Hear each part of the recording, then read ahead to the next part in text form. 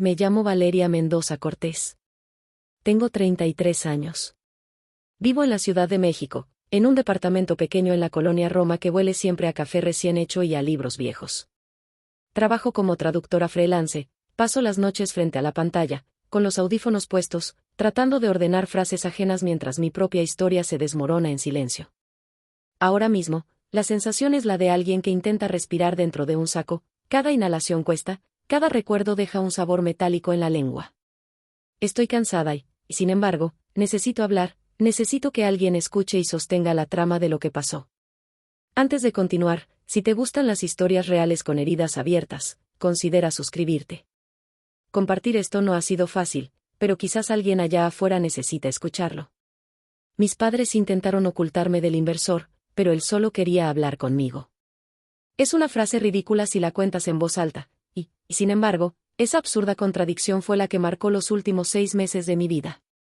Todo empezó la tarde en que sonó el teléfono y en el identificador apareció un nombre que no había visto en años: Carlos Rivera, Inversores. Recuerdo exactamente dónde estaba, en la cocina, con una sartén en una mano y una factura sin pagar en la otra. Afuera, la lluvia había hecho pegajoso el aire de abril, la calle olía a tierra mojada y a tacos al pastor. Abrió la puerta mi madre, como casi todas las tardes, con esa mezcla de prisa y cansancio que siempre la acompañó después de los recuerdos.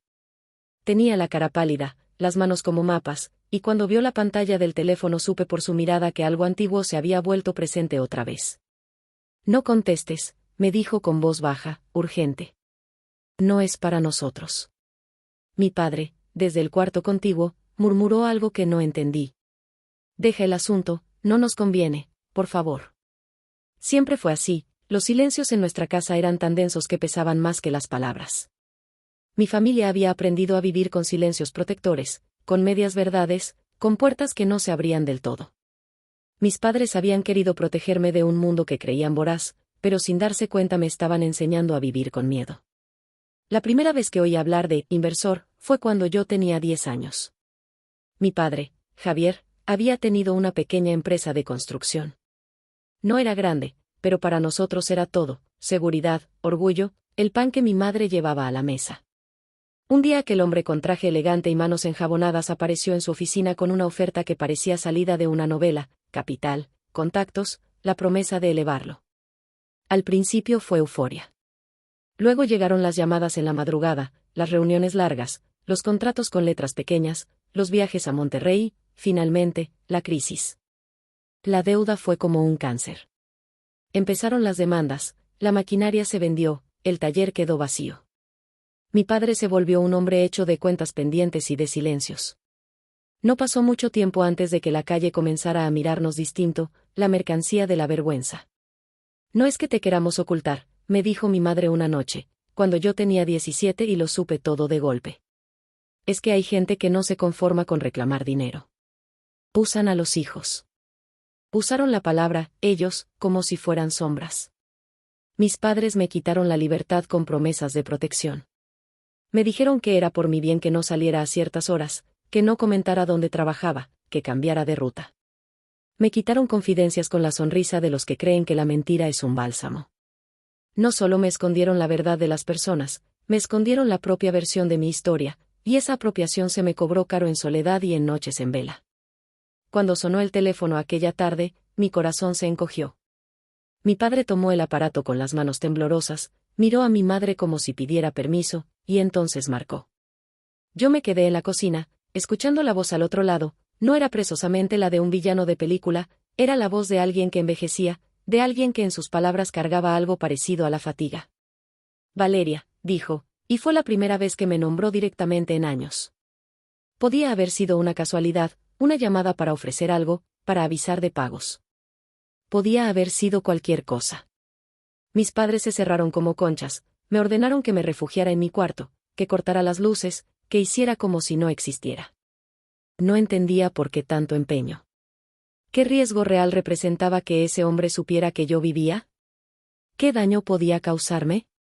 La lista de peores escenarios que mi mente trenzaba por entonces era infinita: amenazas, chantaje, declaraciones que arruinaban mi vida profesional, la imposición de una deuda moral que me siguiera como una sombra. Todo mezclado con otra certeza más punzante: que el miedo de mis padres no era protección, sino control. Al final de esa noche, mientras la casa se quedaba con el ruido sordo de la tele, me escapé al balcón. La lluvia había cesado y las luces de la ciudad resplandecían con una lucidez temblorosa. Miré hacia las ventanas encendidas. Arriba, un hombre tocaba la guitarra; a la izquierda, una pareja discutía; abajo, una abuela barría la acera con movimientos deliberados. Era la ciudad que no intenta ocultar nada, que no guarda secretos con la misma avaricia que nuestra casa. Respiré hondo, sintiendo la humedad del aire en mis fosas nasales, y por primera vez en años tuve la sensación de que había una verdad ahí afuera, más grande que los silencios de mis padres. Esa noche no pude dormir. Sentí el corazón como un tambor en la boca del estómago. La ansiedad se me coló por la garganta y se instaló como si fuera el huésped que no pide permiso pero se queda para siempre. Me senté frente a la ventana y abrí el correo. Había una carta sin remitente esperando en la bandeja electrónica. Tenía un título seco: solicitud de diálogo. La abrí con la sensación de abrir una herida. Era de él: Valeria, quisiera hablar contigo. No vengo a hacer daño. Solo a hablar. Si esto te está resonando hasta ahora, dale like. Me ayuda a seguir compartiendo esto y, de algún modo, a que la historia encuentre a quienes la necesitan. No era un requerimiento. No era una amenaza. Pero para mis padres fue una alarma que volvió a encenderse. Me encerraron en el cuarto de nuevo, revisaron mi teléfono como quien busca pruebas de traición, hablaron en susurros sobre medidas, cambiar de ciudad, buscar trabajo en otro lado. Me protegieron tanto que me arrancaron la posibilidad de decidir. Quedé atrapada entre dos verdades: la de ellos, que veían monstruos en cualquier nombre desconocido, y la mía, que empezaba a sospechar que el monstruo no estaba en el otro lado del teléfono. Estaba en el gesto de ocultarme, en el miedo que se hacía mandato. Y mientras esa noche pasaba lenta, el mensaje en mi bandeja volteó sobre sí: si te parece, podemos vernos en algún lugar neutral. Café, entrada por Reforma, a las 6. Solo hablar. No era evidente que iba a ganar ni que iba a perder con ir a ese encuentro. Solo había una certeza: necesitaba escuchar. Necesitaba saber si el hombre detrás de la palabra inversor era una sombra más de las muchas que habían cruzado mi vida, o si traía consigo algo que, por doloroso que fuera, merecía ser escuchado. Llegué al café en Reforma con la sensación de que mi cuerpo iba por un tren que no quería tomar. Era una tarde de verano tarde, el sol pegaba a las fachadas y el olor a asfalto caliente se mezclaba con el humo de los coches. Sentí la vibración metálica en el pecho, ese frío que acompaña a la anticipación. Entré en el local. Era uno de esos lugares que huelen a pan recién horneado y a espresso amargo. La gente conversaba en voz baja, un niño reía, el universo continuaba su curso sin preocuparse por la reunión que me cambió la vida. Él ya estaba allí. No era el monstruo que mis padres habían pintado en las noches de susurros. Tenía la ropa de alguien que aún se resiste al tiempo: abrigo de lana, cabello entrecano, manos grandes que se movían con lentitud. Se levantó cuando me vio y me ofreció la mano con una sonrisa que no alcanzó los ojos. Se presentó: Carlos Rivera. Dije mi nombre, intentando que no temblara. Cuando me senté frente a él, la cafetería pareció reducirse, como si el mundo se concentrara en ese intercambio. Gracias por venir, dijo. Sé que no fue fácil convencer a tus padres. El sonido de sus palabras fue una caricia y una incisión. Mi cuerpo se relajó apenas. Era curioso, era capaz de escuchar la cadencia de su voz, esas pausas medidas, como si temiera perder el control. Me ofreció un vaso de agua, lo tomé con las manos frías. ¿Por qué no les contestaste cuando te llamaron?, pregunté, con esa mezcla de reproche y curiosidad que todavía llevaba de mi adolescencia. Porque pensé que sería mejor hablar contigo a solas, respondió. No quiero entrar en peleas ni reclamar absolutamente nada. Vengo a decirte algo que, si me dejas, puede atenuar el daño que tu familia lleva encima. Sus palabras me penetraron como agujas. No dijo lo que esperaba, no gritó requerimientos, no exigió cuentas. Parecía, por primera vez, humano y vulnerable. Entonces me explicó: había sido el inversor en la empresa de mi padre. Había invertido temprano, prometiendo expansión, y luego, cuando las cosas empeoraron, había tomado decisiones que, en retrospectiva, estuvieron llenas de errores y de consecuencias que él no supo prever ni detener. Habló de contratos que incumplió, de socios que se fueron, de políticos que exigían mordidas. Habló, sobre todo, de las noches en que no pudo dormir por la culpa. Ojalá hubiera hecho las cosas distinto, dijo, sin espectacularidad. Pero lo peor fue la forma en que nos equivocamos todos. No vine por dinero. Vine porque hay pruebas. Eso fue lo que detuvo mi respiración, pruebas. Le pedí que hablara claro. Entre sus papeles, sacó un sobremanila que tenía el sello de una notaría. En su interior, una carpeta amarillenta y varias fotografías. Me las dio con manos temblorosas. Había facturas, contratos, correos electrónicos. Y una nota, escrita a mano, dirigida a mi padre, para que quede constancia de lo que ocurrió. Los documentos señalaban irregularidades en las cuentas del viejo socio de él, evidencia de contratos falsos y de transferencias que no coincidían. Empezaba a dibujarse una sombra distinta, no todo fue culpa del taller, no todo fue decisión del jefe del hogar. Algunos nombres emergían, y entre esos nombres había quien había llevado la batuta de la destrucción.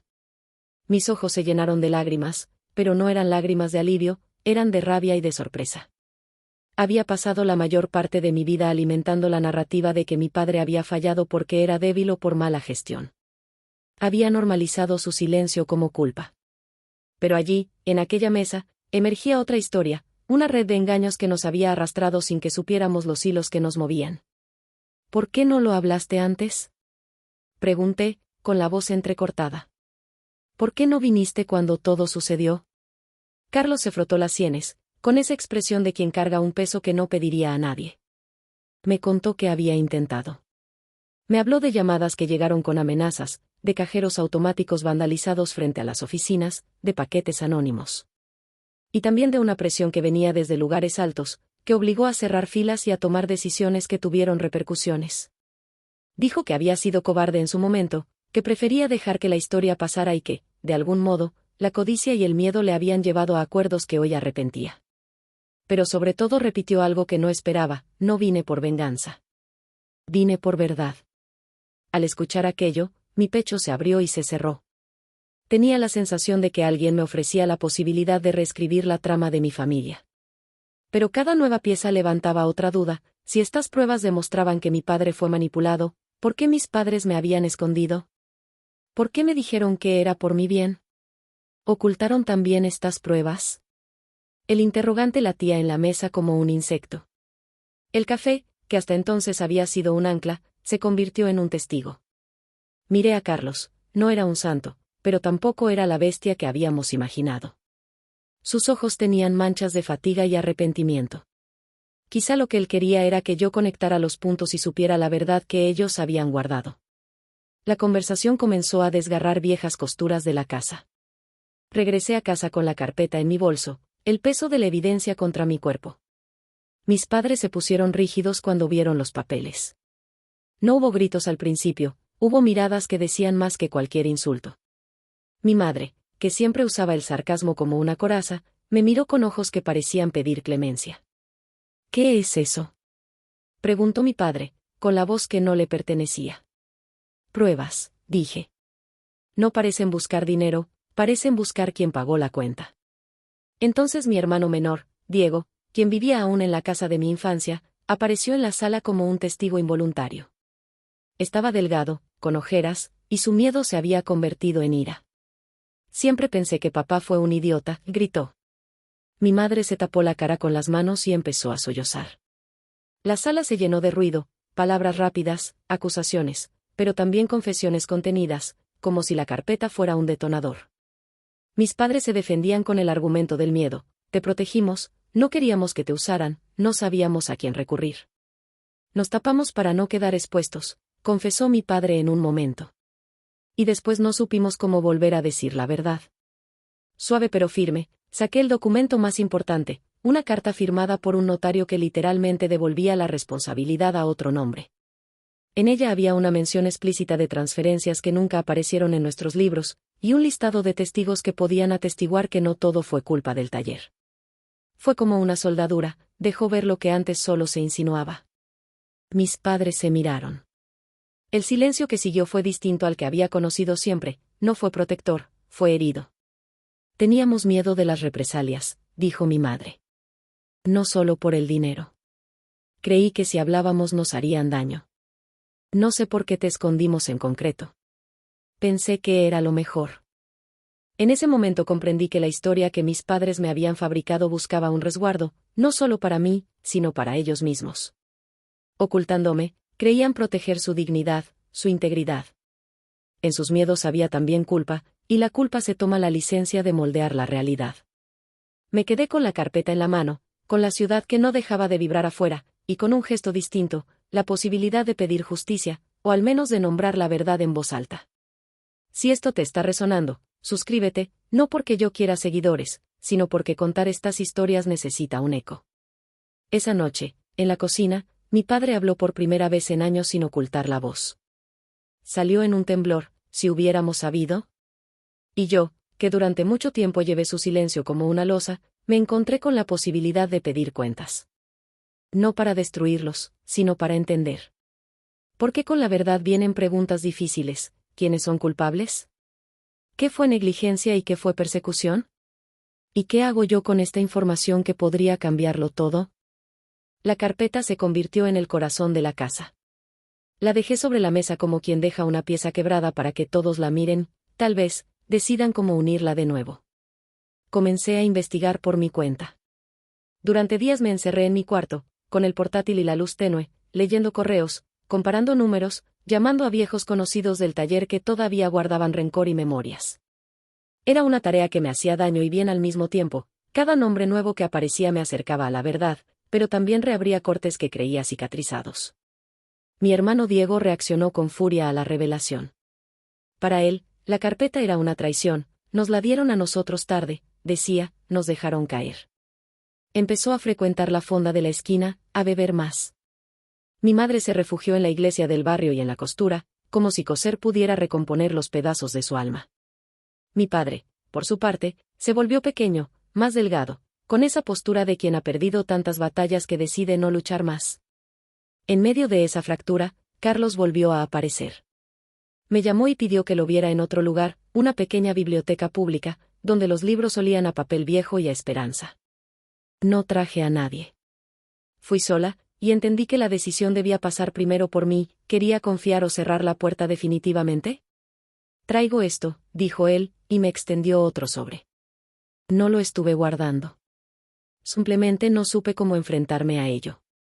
Esta vez, el sobre contenía un audio. Era una grabación de una reunión en la que se discutían pagos a funcionarios y transferencias que terminaban en cuentas que nadie podía rastrear. La voz de un hombre, grave, repetía nombres, uno de ellos coincidía con un apellido que aparecía en la carpeta. Escucharlo fue como recibir una bofetada, oías la corrupción sin filtro, la forma en que se hablaba de la gente como de piezas en un tablero. No busco venganza, dijo Carlos. Busco que se reconozca lo que muchos negaron. Y quiero que seas tú quien sepa, no por chisme sino por derecho. ¿Por qué yo? Esa fue la pregunta que me perseguía. ¿Por qué a mí? Quizá porque mi padre ya no hablaba y a mi madre le pesaba la vergüenza, y quizá porque yo, por edad o por carácter, podía desafiar un poco más.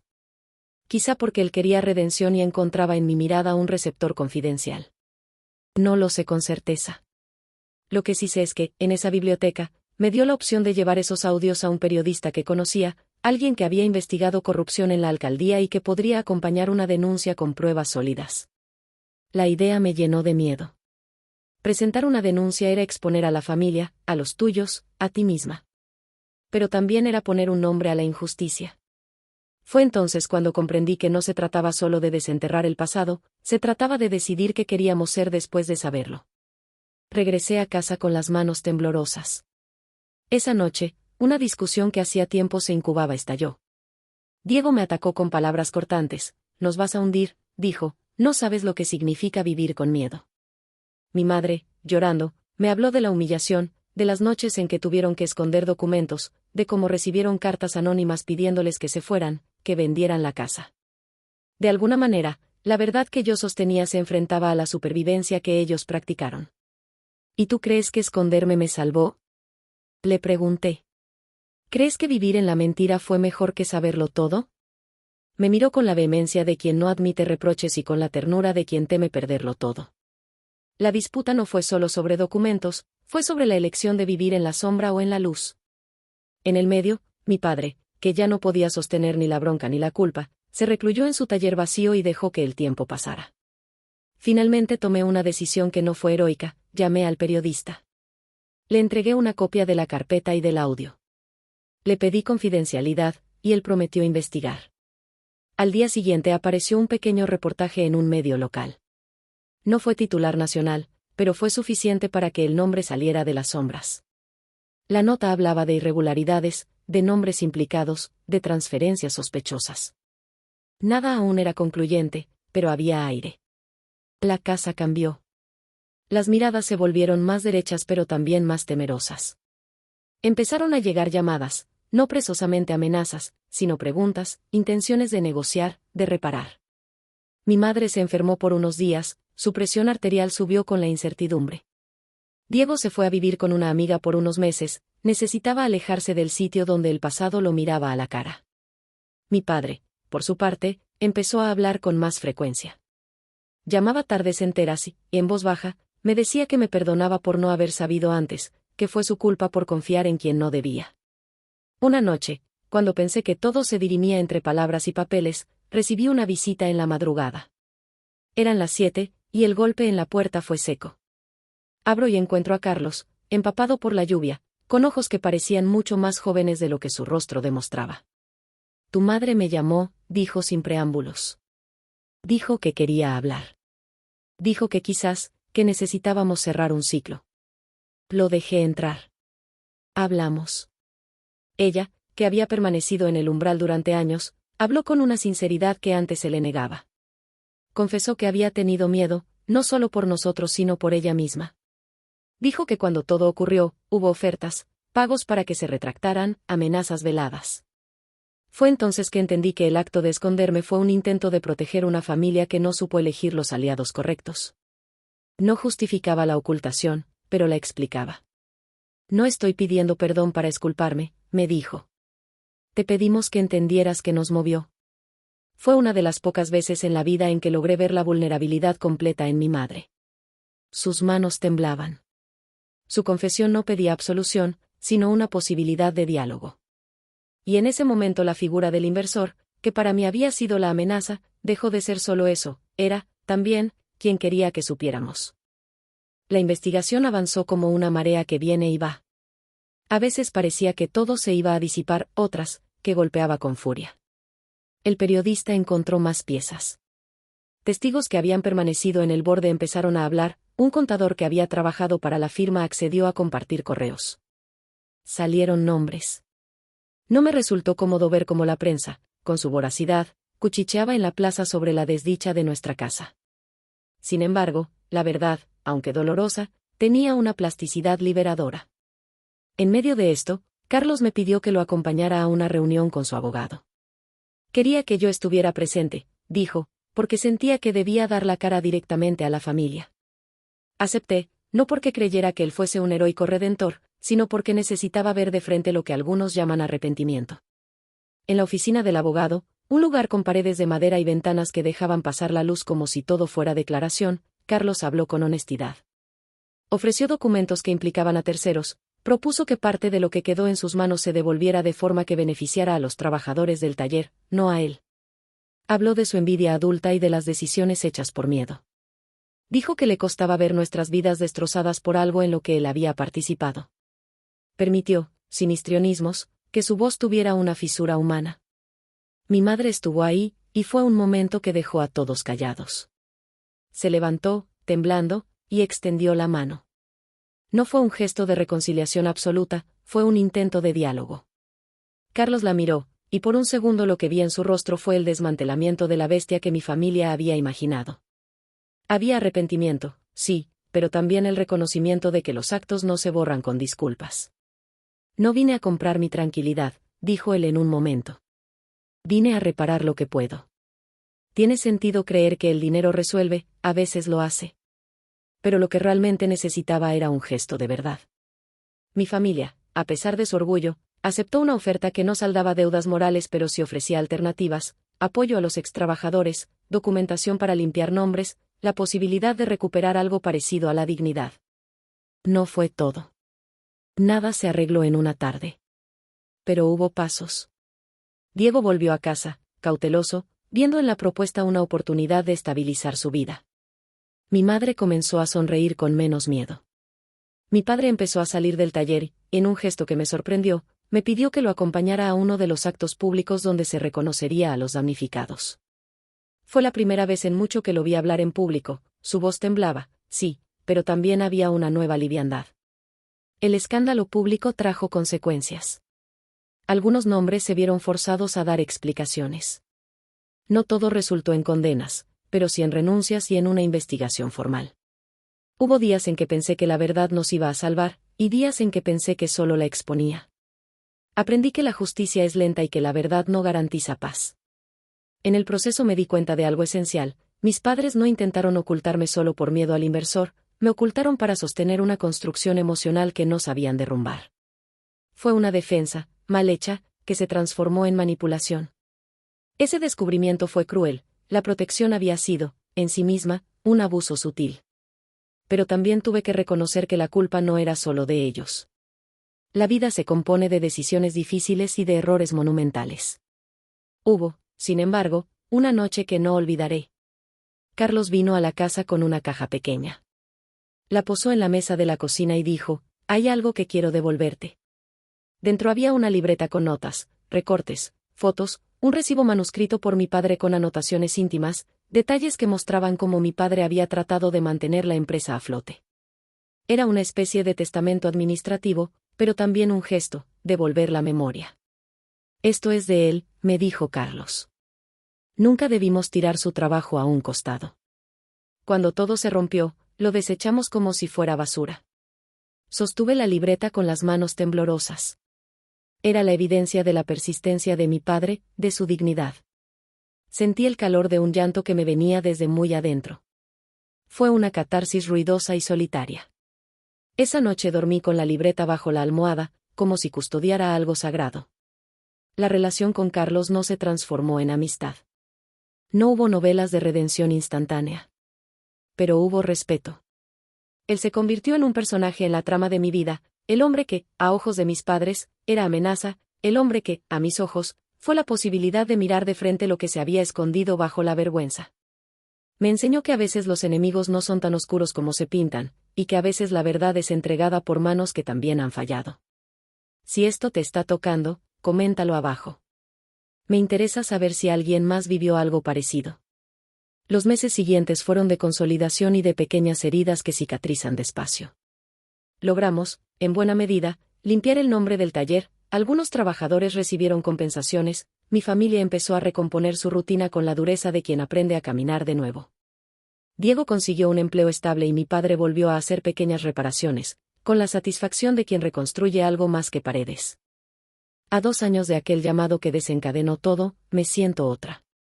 No mejor ni peor, simplemente otra. La Ciudad de México sigue siendo la misma, con sus olores a tamales por la mañana y a lluvia en el suelo caliente. El departamento de la Roma me recibe cada día con la misma calidez. Pero yo guardo en el pecho una cicatriz que duele menos, y una claridad que antes me faltaba. Mis padres vivieron su propio juicio íntimo. Aprendieron que el silencio puede ser un arma contra el dolor, pero que también es una prisión que encierra a quien guarda. Aprendieron a decir que se equivocaron. No fue fácil que lo dijeran en voz alta, la humillación y el orgullo tardaron en ceder. Pero lo hicieron. Y eso, aunque no borra años perdidos, permitió que el presente no fuera solamente recuerdo.